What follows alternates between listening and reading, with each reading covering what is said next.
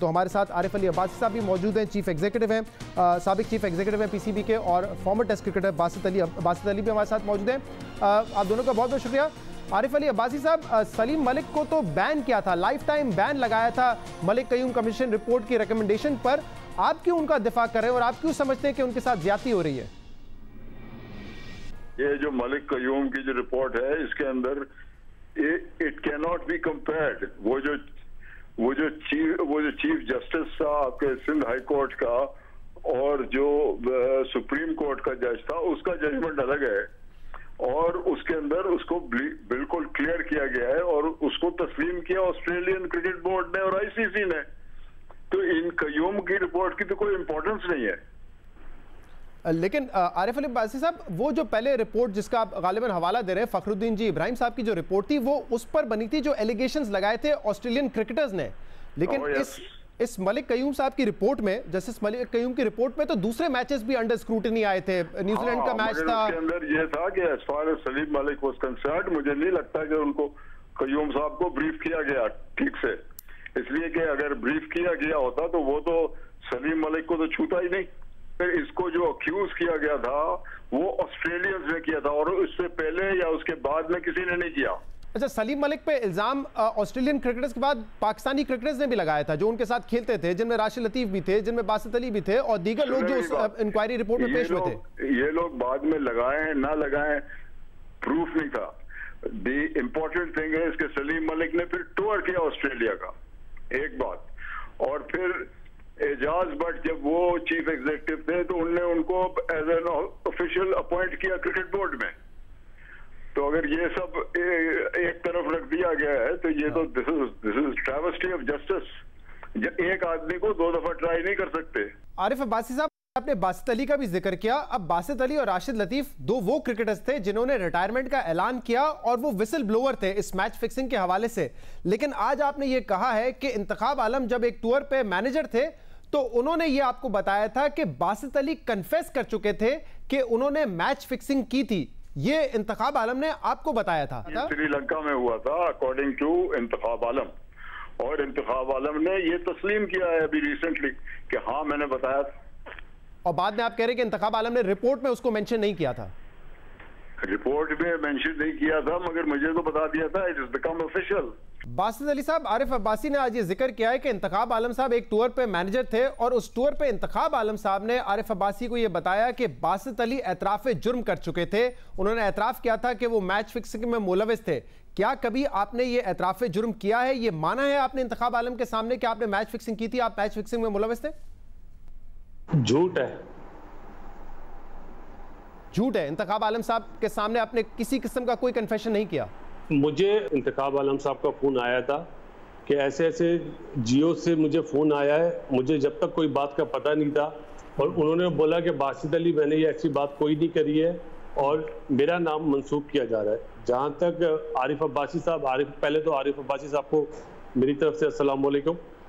अगर अब्बासी साहब ने अभी ये बात बोली कि 94 में इंतखाब आलम साहब ने उन्हें बताया कि बासित अली ने कन्फेस करा है, पहली चीज़ तो अब्बासी साहब से मेरा मतलब बहुत माफ़ी के साथ सवाल होगा कि मैं इतने साल कराची में रहा, कभी अब्बासी साहब ने इस बात का मुझसे जिक्र क्यों नहीं करा, मुझे बुला के पूछा क्यों नहीं।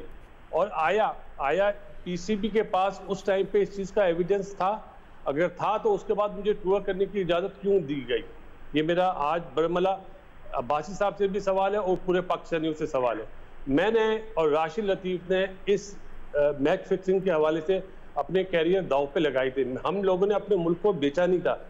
जी, आरिफ अली अब्बासी साहब वो कह रहे हैं कि क्या वजह थी इसके बाद भी मुझे सेलेक्ट करते रहे, अगर उस टूर में मैंने कन्फेशन कर लिया था तो फिर मुझे सेलेक्ट क्यों किया गया इसके बाद टूर्स पर? देखिए, ये मेरा काम नहीं है। मैं तो आपको बताया है कि जो मुझे इंतखाब आलम ने कहा था दैट्स इट।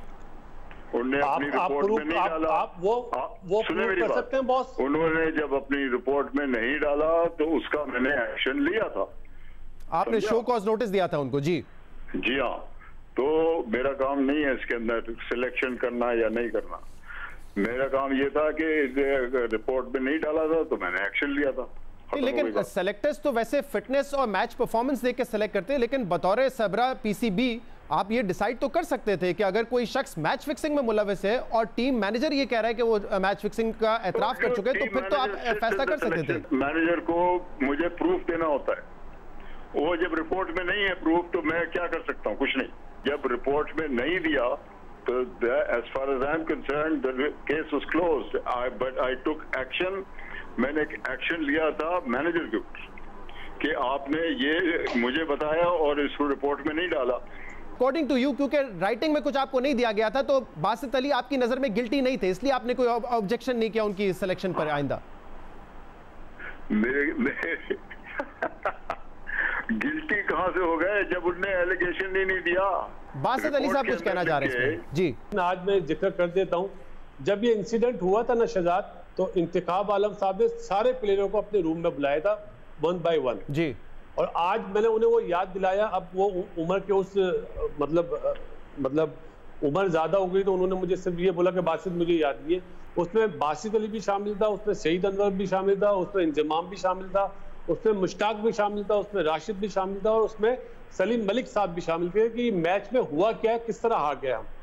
उस मैच में बड़ा शोर मचा था, सबने अपने अपने व्यूज दिए थे। तो ये जब आप सिंगर कप फाइनल की बात कर रहे हैं बासित भाई?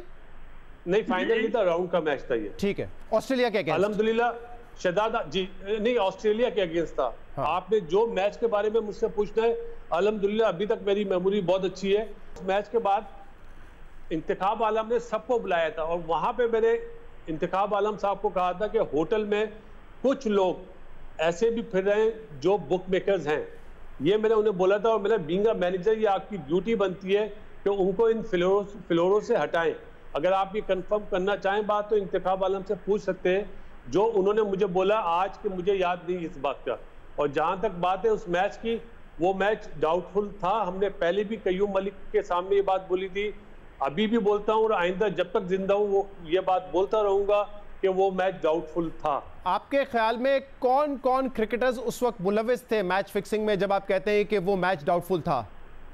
शहजाद, बात ये नहीं है कि कौन कौन मुलविस था। अगर मेरे पास एविडेंस नहीं होगा तो मैं नहीं बोल सकता। मैं अभी यहाँ बैठ के अगर सपोज बोलता हूँ कि आरिफ अब्बासी साहब उस मैच में इन्वॉल्व थे, तो ये तो मुझे कोर्ट में ले जाएंगे ना। मेरे पास तो कोई प्रूफ नहीं है।